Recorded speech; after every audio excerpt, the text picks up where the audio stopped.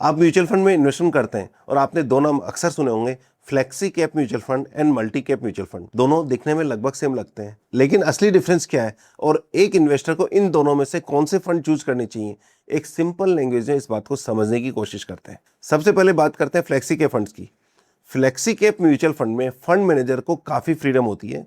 वो market condition के हिसाब से अपना पैसा लार्ज कैप, मिड कैप और स्मॉल कैप तीनों में से कहीं भी एलोकेट कर सकता है और कितना भी परसेंट, यानी फंड मैनेजर को लगता है कि अभी लार्ज कैप में ज़्यादा अपॉर्चुनिटी है तो एलोकेशन वहाँ बढ़ा सकता है। उसे लगता है कि मिड कैप में ज़्यादा अपॉर्चुनिटी है तो मिड कैप में ज़्यादा इन्वेस्ट कर सकता है, और स्मॉल कैप में अपॉर्चुनिटी नज़र आती है तो स्मॉल कैप में वो इन्वेस्टमेंट कर सकता है। बस एक ही कंडीशन है कि उसे अपने टोटल पोर्टफोलियो का 65% इक्विटी में डालना जरूरी होगा। मतलब यहाँ सबसे इंपॉर्टेंट हो जाता है कि फंड मैनेजर का डिसीजन क्या है, उसका व्यू क्या है और वो अपने व्यू पे कितना सही उतरता है। दूसरी तरफ यदि हम मल्टी कैप फंड की तरफ देखते हैं तो सेबी ने एक रूल बना रखा है कि 3 तरह की कैटेगरी होगी, लार्ज कैप, मिड कैप और स्मॉल कैप। तीनों कैटेगरी में 25-25 और 25% इन्वेस्टमेंट करना ही करना है, और बैलेंस 25% को फंड मैनेजर के डिस्क्रिशन पे छोड़ दिया गया है।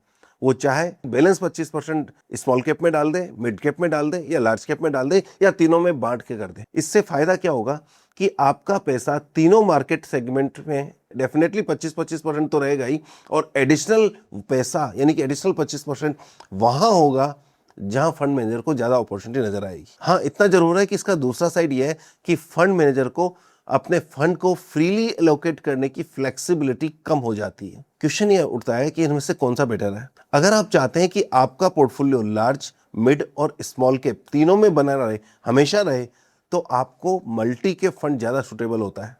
लेकिन अगर आप फंड मैनेजर के एक्सपीरियंस और स्किल पे विश्वास करते हैं और आप चाहते हैं कि आप अपना पैसा फंड मैनेजर को उसकी स्किल के हिसाब से डिसीजन लेने के लिए दिया जाए, तो आपके लिए फ्लेक्सी के फंड ज़्यादा बेटर है। फ्लेक्सी के फंड में fund manager market condition, valuation के हिसाब से अपने फंड को एलोकेट करता है और एक्टिवली चेंज भी कर सकता है। तो इसलिए यदि फ्लेक्सी के फंड को देखना है तो उसके सिर्फ पास्ट परफॉर्मेंस को देखकर उसकी क्वालिटी का अंदाजा मत लगाइए। इसमें यह देखना ज़्यादा जरूरी है कि फंड मैनेजर कौन है, एक्सपीरियंस क्या है उसका, डिफरेंट मार्केट साइकिल में उसका ट्रैक रिकॉर्ड कैसा रहा है। मल्टी कैप फंड में कम से कम 3 साल से 5 साल का ट्रैक रिकॉर्ड देखिए, या एक पूरे साइकिल को देखिए जहां मिड कैप से या स्मॉल कैप से तेजी स्टार्ट होकर और एंड तक हो गई हो, वैसा साइकिल देखेंगे तो ज़्यादा बेहतर होगा। तो आखिर में बस इतना ही कहेंगे कि कोई भी एक कैटेगरी बेस्ट नहीं है। आपकी रिस्क एपेटाइट, टाइम होराइजन और पोर्टफोलियो की ज़रूरत ये तय करेगी कि आपके लिए फ्लेक्सी कैप बेटर है या मल्टी कैप। क्योंकि म्यूचुअल फंड में